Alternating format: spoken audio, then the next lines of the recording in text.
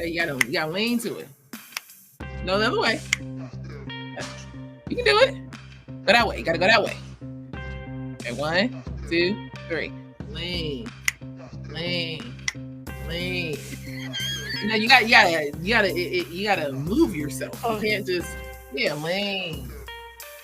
lean. White girl problems. No, there's a lot of black people who can't dance too.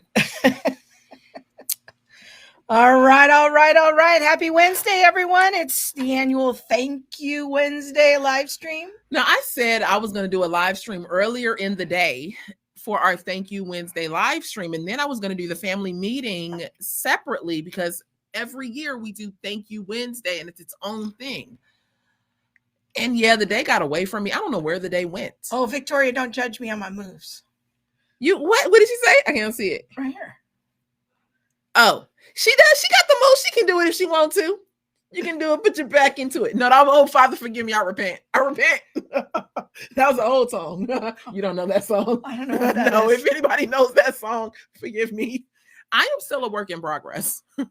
Should we explain again? He used to be a progressive. Some things progress a little longer. And thank you, Michelle. She says, love the earrings and the jacket. Thank you. I feel like I am in my earring. Yeah, you're very put together today. I feel like I was put together yesterday. Dang. I guess like every day. Like you always look. You know what it is? I think I was thinking about it this morning because like I laid out my one, I needed to get to the office early today. So I like laid out and ironed my clothes yesterday. Yes, I am an ironing kind of person. Okay. If you don't iron, that's on you. I iron.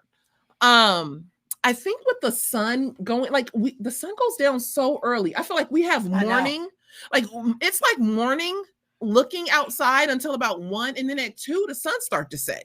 We don't have no afternoon.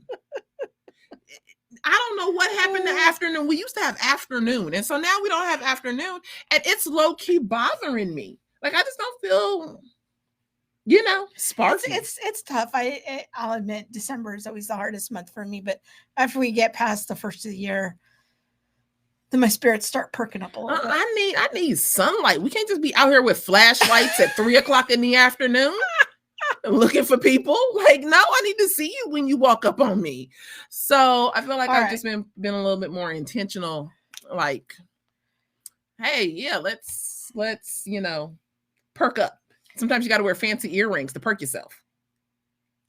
Okay, now to the announcements. Pickety perk yourself before you wreck really yourself. Matter. So I made a mistake the other day. You did? You didn't tell me about this. Yes, I did. Okay, maybe you did. And I accidentally allowed our account to lapse on Android. And so if you're an Android user and you've been trying to use the app and you're like, what's going on? How come I can't use my app? It's my fault. Trying to do too much with the dissertation, Giving Tuesday, all of that accidentally allowed the account to lapse. I spent most of yesterday trying to restore the developer account, but then I have to have them resubmit the app to Android, and that's going to take a little while. So I'm sorry. It's my fault, but working on rectifying things. So just want to let people know, because I know a few people have written into the ministry. They're like, what's going on? I can't use my app. So it should only affect Android users. Apple users should be fine, but it will be restored, God willing. And I think I have all the infrastructure in place. But if you are a person who knows how to read technical emails from computer people, I could sure use some help. So there's a post about it on social media if you want to look at that and volunteer for us for maybe less than 20 hours for the year. But I could really use some help and support. Okay, this is a public service announcement. Well, hats off to you for spearheading that and for making sure that we do have an app. That was Kim Vic's fault. Yes, this is all Kim Vic's But we fault. love Kim Vic. Yeah. And many people love the app. People connect with us through the app. And it is a great way to connect with us. So. Yes. So I want to, because it's giving, I mean, it is Thank You Wednesday. Yesterday was Giving Tuesday. If you are not familiar with Giving Tuesday or didn't see any of our posts yesterday, Giving Tuesday is the Center for Biblical Unity's largest fundraising opportunity day. And so we had a goal of raising $30,000 yesterday, and It's a very ambitious goal. it was an ambitious goal, especially in this economy. Yeah. I mean, especially with inflation and all Especially of with that. shadow banning. Shadow banning. People don't see our content. I know. And so It's so frustrating. we still were trusting and believing the Lord for the $30,000. And if you go back to some of our social media posts, you'll be able to see what we are looking specifically to raise money for. Part of it is to pay for our office lease for 2025. In 2022, we raised enough money to pay for our lease for 2 years. So it was covered. 2024, in December, this is the last month. And so we did Giving Tuesday to raise money for 12 more months of office space. And our office is like dirt cheap for LA prices. Yeah, it is so cheap. And we're in one room. So we're like trying to conserve as much money as possible. Yeah, if you go back to our second Giving Tuesday video yesterday, you'll be able to see, we did a little tour. It was just a 360 turnaround, but you'll be able to see what our office is like. Yeah. And so yesterday when we got offline at the third Giving Tuesday, I believe we were at 21 or 22,000. Okay. I believe it was 22,000. And so when I woke up because we can give, all day until, midnight on that day, we are now officially done with Giving Tuesday, and we ended at $32,774.08. Look at the Lord. Won't he do it? That's pretty crazy. It is so crazy. So we are celebrating. I was completely shocked. I was so I think the word that we need some sound effects. I know we do. I wish we had some party sound effects. I wish we had Bob. That's what we know. Need. Yeah. Thinking about like just Giving Tuesday and all the people who gave to make this possible, I am just super grateful. So thank you so much for supporting us, for standing with us just as family. Like that's what it is. It's the fact that we're family, and we have like this mission of building the family and letting people know, like, regardless of skin color, you're a part of the family. Come join us and celebrate with us in the family. But I'm also very humbled because high inflation is real, and gas across the street is like, over $4.50. And people still gave, and they wrote in notes too with their giving. Well, I think it was Elaine yesterday said she was taking on an extra piano student so that she could up her giving just a little bit, and we appreciate it. We've gotten notices this year. The services are doubled, like all of a sudden, one of our accounts that we use to run videos through Vimeo, which we use as a special account for training videos and stuff, all of a sudden they were going to double their prices. And we're like, wait, what? And we have two Vimeo accounts, one for CFBU and one for Theology Mom. And oh my gosh, it's just everything is so expensive. It is. And then where we have tried to cut corners, we've looked for those ways as much as possible, but the inflation has been crazy. And I also want to mention that we got 7 new monthly partners. Yes. For Giving Tuesday. So, that's on top of the 32,000, those people are giving toward our month-to-month expenses, which we're super grateful with. And we would love to increase that number through the end of the year. And we would hope, we've set a goal for 30 new monthly partners by the end of the year. And so that's another goal that we're aiming for in December. And so if that's something the Lord leads you in, you could perfectly consider that. Yeah. And please don't think like, oh, well, I can't afford to give $50 or, whatever amount. There are people who give $10 a month. There are people who give $5 a month. It's about how we stand together. And, you know, there's no amount that is quote unquote too small. Yeah. I was even, if we're honest, I was uncomfortable. If you've seen our Giving Tuesday video, because Petty Mo says something about her giving amount, and I was just like, wrestle with it, but we wanted it to be funny enough that people would hopefully catch on and see that it's just very lighthearted. But we want you to know that, like, what? I have gum in my mouth. Oh, it's all right. Sorry. We want you to know that your giving is really, it contributes to the family. It contributes to us being able to, and we're grateful for everybody. It is so grateful that we get to empower the family and love on the family and just bring people together. Like, that's it. That, like, the gospel brings us together. So I can't take credit for that. But I love Victoria's prayer here. She says, believing and praying you guys have a CFBU building. Hey, yes. We've talked about that. We would love to have a building if the Lord were to ever favor us in that way. That would be wonderful and magnificent. We've thought about it, talked about it, dreamed about it. And there was one particular building in our neighborhood that we were really like asking the Lord, would you have this for us? And just didn't seem like it was for us. But yeah, we're always thinking and praying about that. And you know what happened last week? Well, I'm not done with my thanks and praise. All right, go ahead. Girl, I feel like I need a tambourine. I wish I had some sound effects. Restream doesn't really do that. It's kind of a bummer. Anyway, I will close out just by saying thank you. Thank you, thank you, thank you. Not only did we as CFBU, all of us, meet our goal, we surpassed our goal. And so that's humbling. That is humbling, but that is something for all of us to celebrate. Like, we did this together. Like, we gave, you know what I mean? You guys gave, like, it was all of us together to be able to make this. So thank you. Yeah. And just from a biblical perspective, I always like to remind people how we look at this. You taking us back to Genesis? No. Okay. Because I know Genesis is your book, girl. Don't act like it's not. But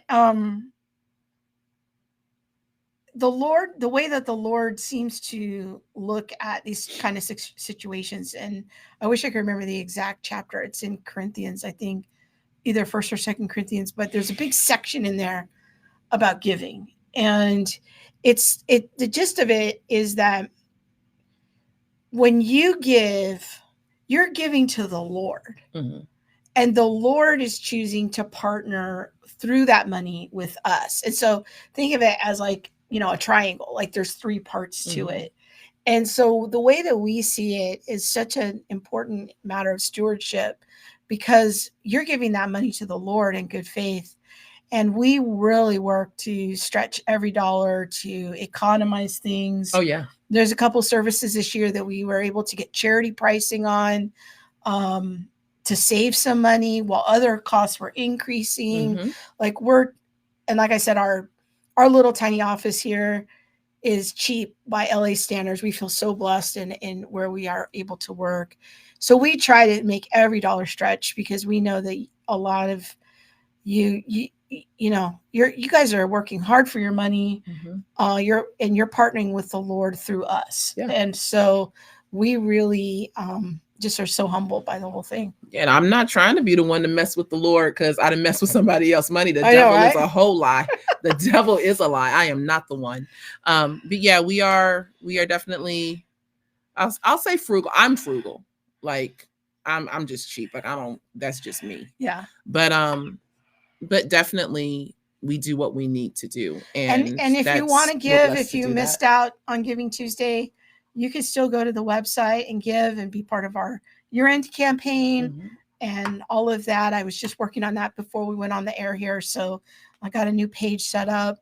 And we just are so humbled and grateful. Yes. Late Chat said, I missed Giving Tuesday. Yes, please give. Please, please, please give. And if anyone just joined us and missed the final total, we had a goal of raising $30,000 and we raised $32,744.08. Yeah, it's great. Yeah. Just so amazing. And we never know how it's going to go. Honestly, I mean, I work really hard at trying to get the message out on social media. We're making videos, we're posting family story videos. And I look at the views and I think, okay, we're getting like 10 donations tomorrow. I don't know what else to tell you because of the shadow banning. Like, nobody saw it. But then here we are. Yeah. Here the we Lord are. just always does He's something. so good. Yes. Yeah. Okay, let's go. Now, all right, so let's talk about Wicked. Yeah, let's start out with I have notes. Oh, you have notes? Oh, I got notes, folks. We got notes. Oh no. All right. Okay. I think with Wicked, now, if you saw my little car video that I posted, I said I really wanted to hate it. Like, I really, really wanted to hate it, but it's so good. Like, the music, the singing, it draws you in. So the production value was the solid. Production value was very, very solid. Cynthia Erivo, I believe that's how you say her last name, just has an amazing voice, and Ariana Grande is so talented. Like, she also has just this amazing voice, and I really love musicals. And so I remember seeing Wicked, the stage play, when it first came to LA, and loved it then. And to see this one, I will say it's long. Like, it was 2 hours and 40 minutes. And I think when I saw the stage play, it was like 3 hours in total, and we had an intermission. So I feel like it's a little long, and I don't know that it needs to be that long. But I do think that they have a message that now, they are. Go ahead. Isn't this like the first film in like a series of films? It's only 2. It's only 2. So okay. This was part 1. Part 1 was 2 hours and 40 minutes. Y'all, and I'm not a movie person. When I get into a movie theater, I immediately go to sleep. And yes, I did take my obligatory 5-minute nap, but I didn't miss anything. I heard it was 10 minutes. It wasn't. She didn't even know I was asleep. I went with Abby. My daughter. And it was literally only, it might not even have been like 5 minutes. I just know that I dozed off. I had to get my obligatory. It's something about the movie theater. I don't know. But let's talk about it. So in my car video, I said, when you know things, sometimes it can just ruin everything. And so I looked at I was thinking about some of the critical social theories that are listed in the movie, or are, I don't want to say listed, like they came out and said, hey, we're doing critical race theory right now. But just some of the themes that kind of popped out. Critical race theory. So these are things that you saw kind of embedded in the film, kind of in the background of what was happening, what was being said, reading between the lines. Oh, look, there's something that kind of sounds like critical race theory. Yeah. Okay. Definitely Elphaba's mistreatment for her green skin. And I'm sure there had to be other, like, I know there was an Asian, couple of Asians I saw. I don't necessarily recall seeing a ton of minorities, but she definitely was othered because of her green skin. Definitely feminist theory, and I would venture to say queer theory. But when Glinda and Elphaba start their relationship, their friendship, they start out like really not liking each other, and Glinda's really self-absorbed, self-centered, just kind of the whole world centers around her in her mind. She's rich, she's pretty, and she knows it, and that's the place that she lives from. Elphaba has been plagued with this green skin, and their two worlds just don't work. Elphaba's father, who is really low-key her stepfather, because it's insinuated that Elphaba came through an adulterous relationship that her mom had. But is that the Green Witch? Yeah, she's the Green Witch, Elphaba. Elphaba just that was opposite of her world, and so the two really were kind of like oil and water in the beginning and really didn't like each other. But then there's this moment when they sing that song, I Want to Be You're Gonna Be Popular. Well, that's in a bedroom scene where they are now college roommates, and they're sitting on the bed and they're talking, and I heard an interview by John Chu, who's the director of Wicked, and he said that this was supposed to be like their first date. And so where some would say like this is a lot of feminist theory, the relationship between these two women and the empowerment of women and things like that. I really see it more as a queer theory lens, and these two in their very unique and special connection and relationship. Now, nothing in the movie was overtly romanticizing Elphaba and Glinda, but they did have a really deep relationship. I totally thought that they were sisters. Not in this. Try to center yourself. Sorry, not in this. In the movie, Elphaba, the Green Witch, has a sister who's disabled. Her name is Nessa. And then there is. Are you okay? Yeah, I'm just trying to get you in the shot a little bit more. Oh, thanks. What else?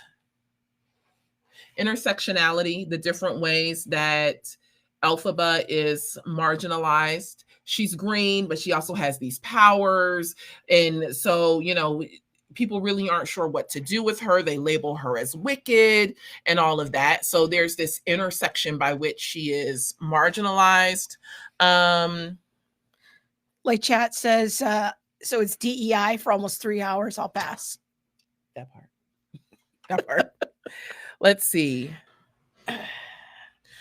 Elphaba is depicted as someone who challenges social norms and refuses to conform to Oz's expectations. Her otherness, represented through her green skin and her rejection of societal labels, can be read through a queer theoretical lens. Interesting. I think personally that you could switch out wicked for queer. And I think it would be the same, just all the way across, same. In regards to things like morality, there's a famous line that says, are people born wicked or do they have wickedness thrust upon them? And that reminded me of Rousseau. Jean-Jacques Rousseau is a famous philosopher from the 1700s, I want to say. And he has a quote that says, man is born free and everywhere he is in chains. So it's this idea that I am born good. And as I am born good, society then impacts me and makes me what I am. Goodness and evil, or wickedness and goodness, are fluid to some degree because I am the product of my environment. Let me see if I can find the place where I thought that might be. Okay, Glinda's transformation from self-centered to more, because Glinda, she does become more sympathetic in the end, and about halfway through, her and Elphaba actually become friends.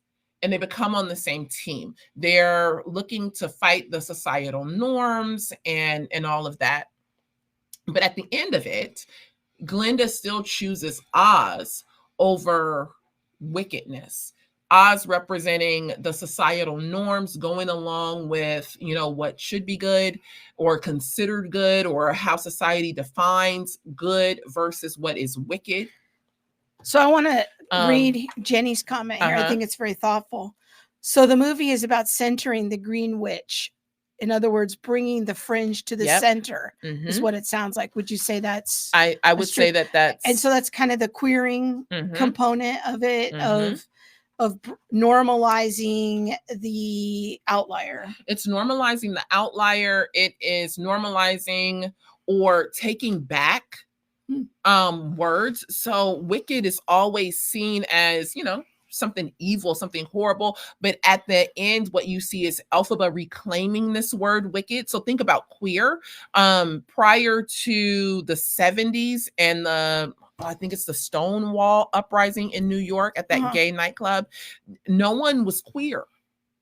Queer was like that bad word that people didn't use, or that was derogatory in the 30s and 40s. But now those in the LGBTQ plus community, but especially those in the TQ would say that we are queer. We want to reclaim this word of queer.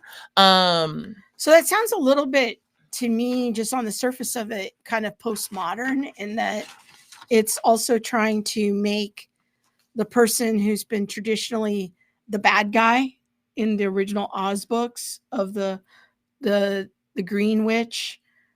She was the antagonist in the story, but now kind of centering her almost as the protagonist of somebody who needs sympathy or empathy for what's happened to her, and this is what has conditioned her to become wicked.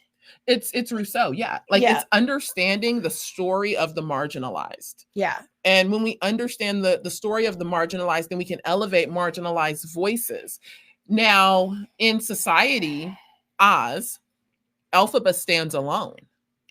And because Glinda sides with the normal, or with the conformist. Glinda really represents a conformist. She is not, even as much as she loves Elphaba, she's not ready yet to move into becoming wicked. And Elphaba invites her into the other. There is something, she didn't say this, but it was very close to this. Like there's something else available. Right near the end, where they're being chased and all of these things, right before it ends, and Elphaba flies away on her broom. She offers Glinda the opportunity, and Glinda, graciously bows out. But it is that idea of, we need to, who's gonna queer and who's gonna remain true to the social norms. There was also an aspect of animal things in there, and I'm trying real, and I'm trying what kind of animal things. So and I think this might be true to the book Wicked. So I'm now listening to the audio book of Wicked. Because I saw somewhere else where someone was mentioning like not bestiality, but like speciesism. So kind of like bestiality, low key. But speciesism. And so in the movie, some of the professors at the name of the school is really weird, and it also can be used as another word, and so I don't want to use the name of the school. But at the name of the school, some of the professors are animals, and these animals can talk. And what the Wizard of Oz is working for, along with one of the teachers or professors at the university, is to get animals to put animals away. They shouldn't be there. And there's a very distinct point where someone writes on the chalkboard, animals should be seen and not heard, or something like that. And so it makes you wonder, what group are they thinking about? Is it truly animals? Is this some kind of like so speciesism is animal thing? I don't know. I need to kind of research that a little bit more. So speciesism is kind of like racism, only directed toward animals, to try to, it's prejudice toward animals. I don't know that I would say that. I think some people who advocate for animals would say things like, we shouldn't have pets. Having pets is inhumane.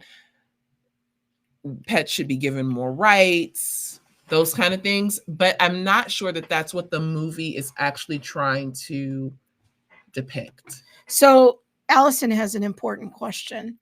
Do your points on the movie also apply to the Broadway show? So here's the thing. I watched the Broadway show so long ago. When you were a progressive. That I just really don't remember. I remember, again, really just enjoying the music, the dancing. I remember that, but because I think my mind wasn't there, I wouldn't have picked up on these themes. So it's kind of your what you're seeing here is like, all right, let's say you go to the film and you don't really know anything about the critical social theories. You're just an average teenage girl. You go, because I can't imagine boys really be interested in this film. So no, actually, I think you'd be wrong. Really? Yep. So, all right, you're a teenager, American teenager. You go to the film. Are you just going to see a lot of great music and acting and cool scenery and cinematography, or is it like in your face um secular progressivism? So Rousseau. here's the problem. And this is where I feel like talking to parents whose kids might be asking, can we go see Wicked is really important. A lot of the themes in Wicked are so subtle that you can literally just sit there and enjoy the movie. But these themes are so prevalent within society. The only way that I can think of what happens in Wicked is that it just adds to the static that's constantly in the background for our young people anyway. And so it just adds to the normalization of it all. Like, well, these things just seem normal. So I went and saw this movie Wicked, and it's just more static that confirms the way that society is pushing me anyway. And so if you take your kid to go see Wicked, I would say make sure that you are ready to have very hard conversations with your child. Ask them questions about morality. Ask them questions of, what is the human condition of all people? Are we made wicked, or are we born wicked? We are born in sin. Society doesn't make me a sinner. I can sin if I was on an island all by myself and had lived that way for my whole life. Like, I am, my nature is as a sinner. And so because of that, we never want to leave kids in a space where they could be persuaded to believe that in reality all people are good, and it is just the social conditioning that makes them wicked, or that wickedness and goodness are fluid. That isn't true. We don't I never how do I want to say this? Maybe you can help me. In my humanity, I never become good. I'm always a sinner. Now, I am saved by grace, and Jesus's work definitely is what saves me. But apart from Christ, what good thing is there? And so, especially when we're talking about our nature as humans. Does that make sense? Like, I'm not really. I mean, I think I understand what you're saying, but I think that like my nature as a human is a sinner. And so that doesn't mean that I can't do good works. Like, I can't go and rescue the puppy, or I can't help the old woman across the street, or, do something that society would say is good. But if we're talking about the nature of a person, we are born in sin and iniquity. So what's the connection between that idea and the film? I would say that the film offers this subtle undertone that society makes you good or wicked versus you being born that way. I think, to use today's parlance, it would just be to say that you're a product of the systems and structures of how you grew up. That you could be good apart from it. You like if or that's what makes you corrupt. Yeah. So I thought this, far be it from me to recommend a Gospel Coalition article, but I thought that this analysis was pretty interesting. And this is an article from Brett McCracken. I'll put it in the description once we go off the air, but I just want to read this opening paragraph and get you to react to it. One of the most noteworthy theological trends in 21st century pop culture has been the rehabilitation of the villain. From Cruella to Maleficent to the Joker, and more iconic villains are now routinely given spin-off movies. And this is what I think is key: sympathetic backstories that complicate our categories of good and evil. This has dovetailed with the rise of the trauma plot and a narrative fixation on how destructive stories, let's just call it sin, can be explained by past trauma. Yeah. And to me, that is just a more succinct way of getting at what I think you're saying. Yeah.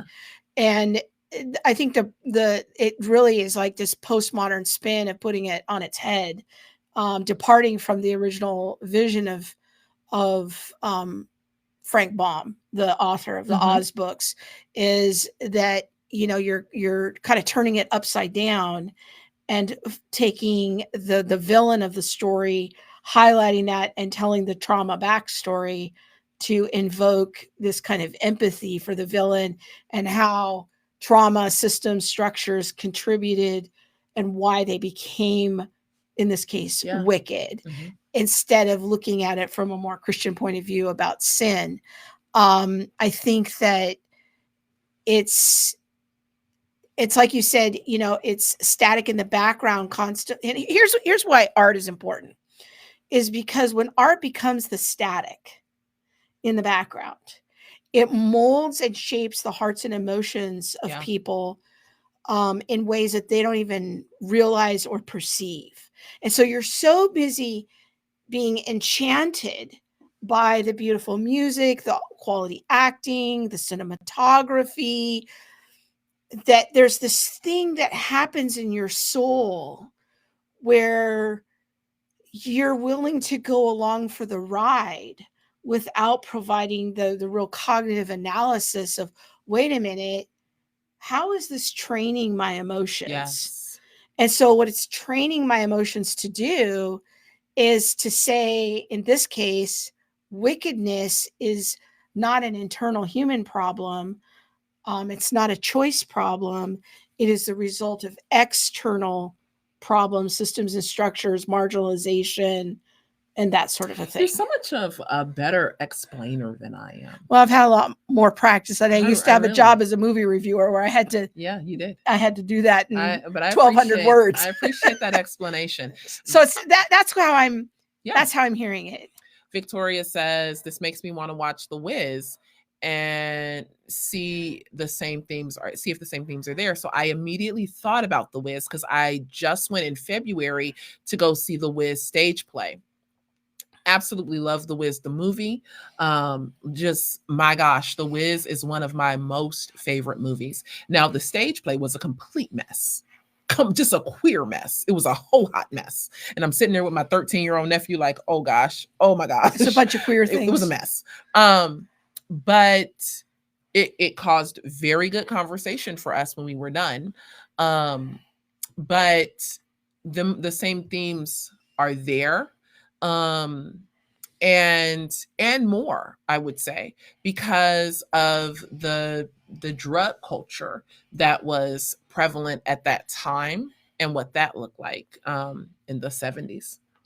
Yeah, and I think this idea of taking the antagonist and making them the protagonist is a very postmodern, upside down literary convention. But art really matters, and art is what shapes our emotions. And that's why I felt so bad on Monday talking about the Bonhoeffer film, because like everything in me, I wanted to love it because I do think art really matters. Yeah. And I want good Christian art. And this is why I want to support good Christian art, because I don't want all of the pagans to have the best art, because art shapes our emotions. It shapes what we think is important and what we value. And it can even change our minds. Yeah. And so when pagans put their worldview out there in art, it subtly becomes the background static in the culture. And to turn Frank Baum on his head and, take the elements of his story or the characters and do something very postmodern with it is, this is a book from, I want to say it was written in the 90s, 94 maybe. So, but Frank Baum's book, original books, it's from 100 and something years ago. Yeah, it was written in the late 1800s. Yeah, I want to say, definitely because he died in like 1919, product of modernism. 1920.